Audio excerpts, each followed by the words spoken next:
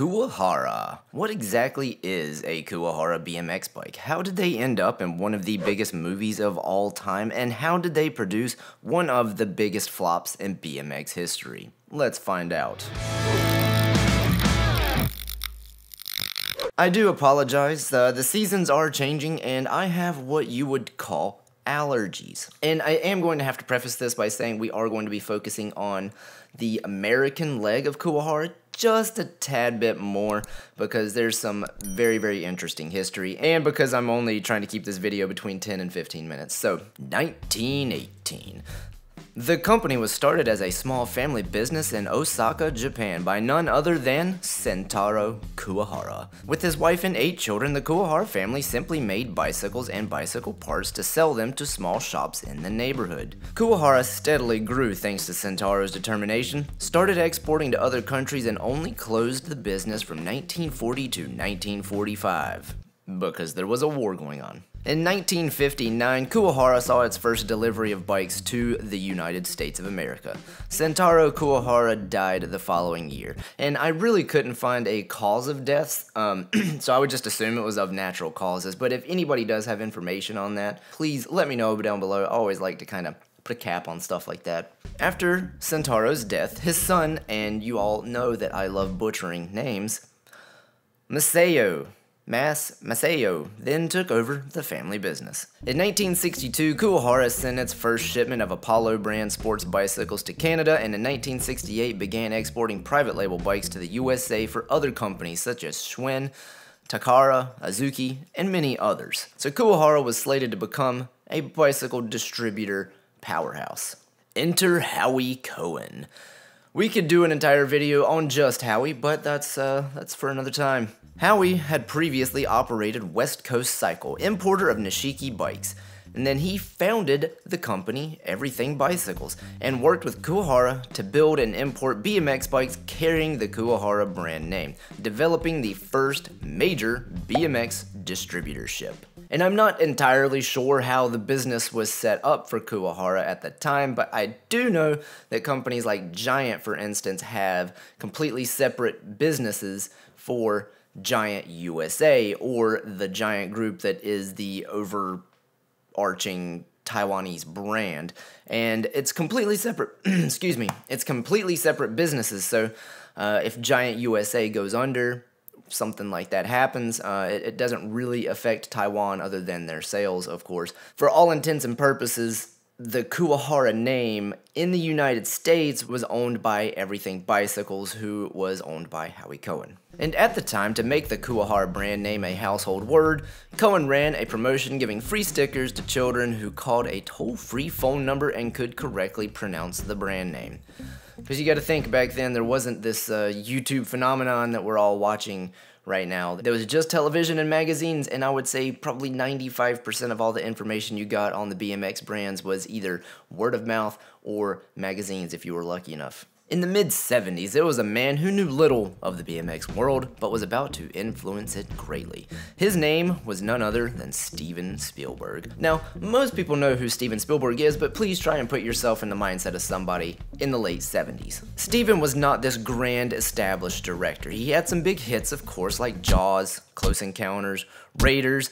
Like, those were big movies, and they were well known, but Steven was still at the birth of his monstrous career. He had this idea for a coming-of-age story about a group of friends helping an extraterrestrial phone home. Spielberg lived in California at the time, which many could argue was one of the birthplaces of bicycle motocross. He would see this sport starting to grow, and he knew that he wanted a BMX scene in his film. One day, he was out for a drive doing whatever Spielbergs do and saw a group of kids riding around a vacant lot jumping off of makeshift ramps. Spielberg watched the kids jumping and finally went up to the one who he determined to be the best in the group. And he asked him what the best BMX bike was at the time. This kid was riding a Kuwahara, and thus responded, Kuwahara. When Spielberg got back to his office, he had his secretary call Japan and tell them he wanted their bikes in his movie. They said, well, actually, we have an American division in California called Everything Bicycle, so give them a call. I believe the deal was essentially give us a low number of bikes, let's say 10, and they will be featured in our movie, which in turn will give you a crap ton of advertising. Ultimately, they decided to donate the bikes only because of who the director was. They painted the frames in a special paint scheme, that famous red and white colorway. Side note, Bob Haro was also a writer in the movie, and if you want his full story, I'll leave the link down below. Needless to say, E.T. the Extraterrestrial came out and was a freaking huge smash hit. Like, I think it stayed at the #1 spot for box office sales until Jurassic Park came out. No, E.T. did not invent BMX, but by God, they made BMX an international superstar. Not only did you have the sport growing because of the race and freestyle scene, but now it was front and center on the biggest movie release to date. Suffice it to say, E.T. was big for BMX and for Kuwahara. Except, Kuwahara dropped the ball big time after the release of the movie. Hoe Cohen owned everything bicycles, but Craig McGuire was the GM at the time. If you remember Mike Devitt from previous videos, like I really should do an entire video just on Mike and how influential he has been in cycling and BMX and the mass market. Mike sat down with Howie and Craig and told them to take the E.T. Kuwahara bike to the mass market. Make it cheap and sell it at Kmart and Walmart. You have this vehicle that is going to sell the bike for you. You just need to get it to the masses, not to the kids that are already into the sport, that already go to the local bike shop, that are racing BMX. This is more for the kids whose parents could care less about BMX, but when they are walking past the bicycle aisle on a Saturday and their kid screams, "Holy crap, that's the E.T. bike," and begs for it for Christmas, that's your market. And if you go somewhere, as Mike puts it, a big box store like Toys R Us, and say this bike is going to be in a major movie that's coming out, it's a slam dunk. And I talked to him about it and said, take it to the mass market. I mean, you got a natural vehicle here. You got a movie that's going to be produced and out there selling your product for you. And you go to a major big box store and you say, we've got a movie coming out and this bike's a featured part of the movie. You'll Toys R Us. My God, it's a slam dunk. Cohen, though, was extremely loyal to the IBD, the independent bike dealers. He started West Coast Cycles and always wanted to be loyal to that type of store, and thus, because of that connection, he decided to forget the box stores and only sell to the independent bike dealers at this higher price point. Well, the IBDs could care less about that special edition E.T. bike. They really would not buy them. It was one of the biggest flops in cycling history, not just BMX history.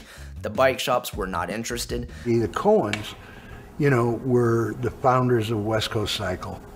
They had Nishiki, they had all this stuff that they did that was a Cycle Pro and all that stuff. And anyway, long story short, they decided against taking it to the mass. They just did it to the independent bike dealers. And the independent bike dealer couldn't have cared less. And so they did, here they had E.T. bicycles, and the IBDs wouldn't buy them. Independent bike dealers wouldn't buy their bikes. It was one of the biggest flops in history, and down the street was GJS, who we need to do an entire video on sometime. GJS stands for George, John, and Scott Utterbag. George had a good relationship with Howie and Craig, so Howie took containers of these E.T. bikes and stacked them behind GJS, who now had a contract to take all the parts off, strip the stickers, repaint them, and sell them as standard Kuwaharas to the IBDs. So all these E.T. bikes that would be worth bukus now got converted back into standard Kuwaharas, and they didn't make any real money off the E.T. deal at all. And they didn't make a dime off the deal.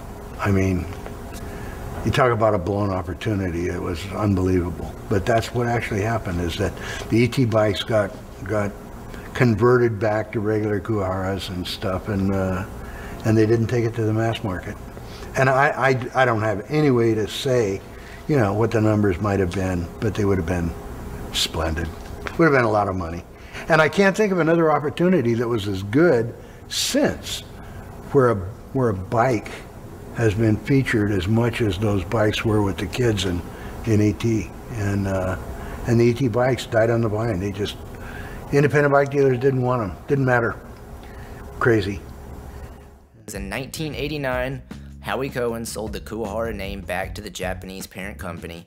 Kuwahara did reissue the E.T. model in 2002 as part of E.T.'s 20th anniversary, and again in 2022 for its 40th.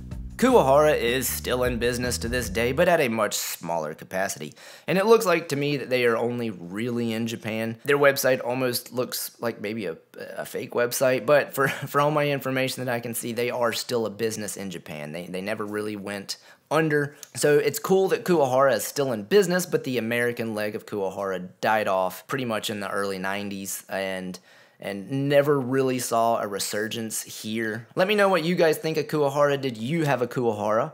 I would love to see some pictures of them. And if you do have one, stick with me here. This is not an ad, but I'm coming up on 20,000 subscribers thanks to you guys. I want to do like an appreciation video. I want to review some of your bicycles. So if you could, Instagram handles down below. Give me some inbox love with your current builds, or if you have old pictures, I would love to get some old pictures if you could label what they are.